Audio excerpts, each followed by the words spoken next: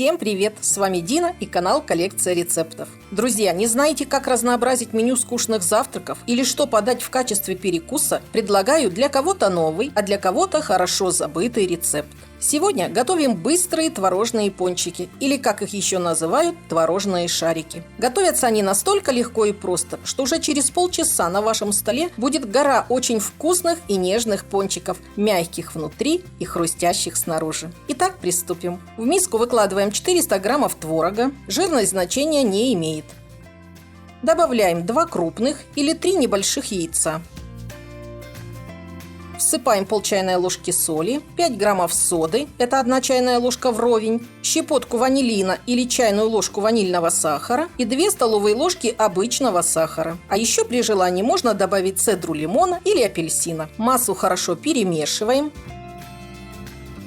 Добавляем 200-220 граммов просеянной муки и замешиваем вот такое довольно липкое, но не жидкое тесто. Если у вас крупнозернистый творог, желательно его протереть через сито или пробить погружным блендером. А если пастообразный, как у меня, то ничего с ним делать не нужно. В зависимости от содержания влаги в твороге вам может понадобиться чуть больше муки. Ориентируйтесь по консистенции теста. Оно не должно быть жидким, но и не чрезмерно твердым. Рабочую поверхность присыпаем мукой, выкладываем все тесто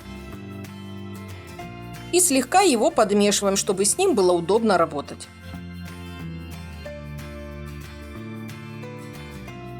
Отрезаем от него небольшую колбаску, подкатываем ее и нарезаем на кусочки размером с грецкий орех, но не крупнее, так как при обжаривании они еще увеличатся.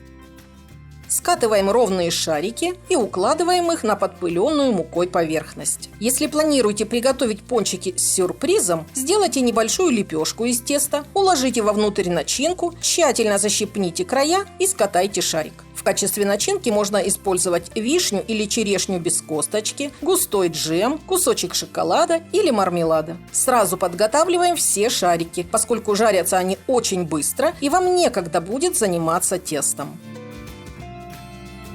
Устанавливаем на плиту неширокую толстостенную сковороду или кастрюлю, вливаем рафинированное растительное масло и даем ему нагреться, но сильно его не накаляйте. Масла в посуде должно быть столько, чтобы шарики плавали и не касались дна. Проверяем готовность масла, насыпав в него щепотку муки. Если мука зашипела, можно жарить пончики. Обжариваем творожные шарики небольшими порциями на среднем огне до золотистого цвета.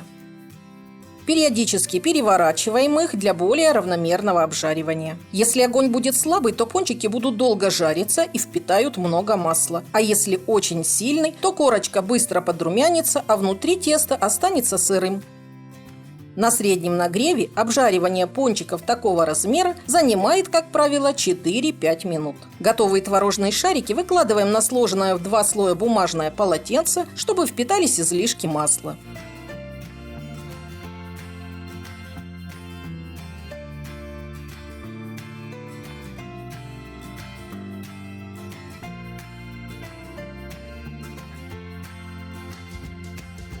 Вот такая гора ароматных творожных шариков у нас получилась. Пончики красивые, ровные, нежные, очень мягкие внутри, с хрустящей корочкой снаружи. Подавать такое воздушное лакомство можно с медом, вареньем, сгущенкой, сметаной, сладкими фруктовыми соусами, шоколадной глазурью или просто посыпав сахарной пудрой. Если вы не дружите с дрожжевым тестом или боитесь готовить настоящие пончики, то этот рецепт для вас. А для тех, кому интересно, как я готовлю пончики на дрожжевом тесте, ссылочку на видео оставлю в описании. Рекомендую приготовить и попробовать. Желаю всем приятного аппетита! Если вам понравился этот рецепт, ставьте лайк. Спасибо, что смотрите мои видео, оцениваете и делитесь ими с друзьями. Не забудьте подписаться на YouTube-канал Коллекция рецептов и нажать на колокольчик, чтобы получать оповещения о выходе новых видео. У меня на канале есть и другие рецепты различной выпечки, как сладкой, так и не сладкой. Посмотрите, если вам интересно. Все ссылки на экране и в описании. С вами была Дина. До новых встреч, до новых рецептов.